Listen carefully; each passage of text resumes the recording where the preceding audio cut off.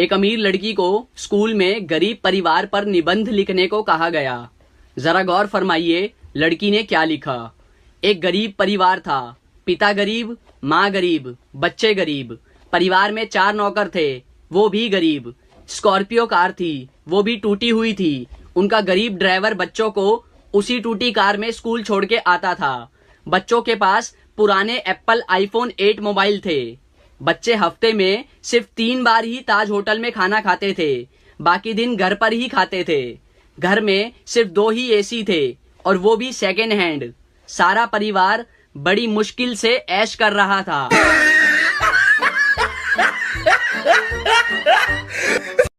Shinchan, जवाब देने का ये कौन सा तरीका है शिनचैन?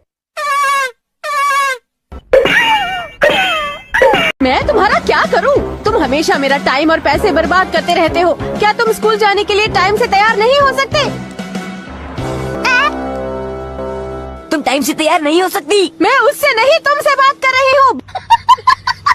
दरवाजा खोलो शिनचैन। नहीं खोलूंगा। खोलो इसे वरना बहुत पिटाई करूंगी। अगर मैंने खोल दिया तब भी तो आप मारेंगी। हाँ, वैसे तुम्हें क्यों लगता है कि मैं तुमसे नाराज हूँ?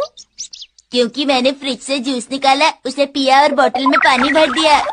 अच्छा, तो तुमने ये भी किया है? एक बच्चा जिद पर अड़ गया, बोला कि मिर्ची खाऊंगा। घर वालों ने बहुत समझाया पर नहीं माना। हार कर उसके गुरुजी को बुलाया गया। वे जिद तुड़वाने में महारथी थे। गुरु के आदेश पर मिर्ची मंगवाई गई। उसे प्लेट में परोस बच्चे के सामने रखकर गुरुजी बोले, ले अब खा। पर बच्चा मचल गया और बोला, नहीं, तली हुई खाऊंगा। गुरु ने मिर्ची तलवाई और दहाड़े, ले अब चुपचाप खा। बच्चा फिर गुलाटी मार गया और बोला, नहीं, आधी खाऊंगा। मिर्ची के 2 टुकड़े किए गए। अब बच्चा गुरुजी से बोला, पहले आप खाओ तभी मैं खाऊंगा। गुरुजी ने आंख नाक बींच कर किसी तरह आधी मिर्च निगली। गुरु के मिर्ची निगलते ही बच्चा दहाड़ मारकर रोने लगा कि आप तो वो टुकड़ा खा गए जो मुझे खाना था। गुरुजी गुस्से में बोले, करना धरना कुछ नहीं, नौटंकी दुनिया भर की। बोलते ही वहाँ से भाग निकले। वही बच्चा आज किसी नाम से बहुत मशहूर है। लगाओ दिमाग और कमेंट में बताओ कि कौन है वो।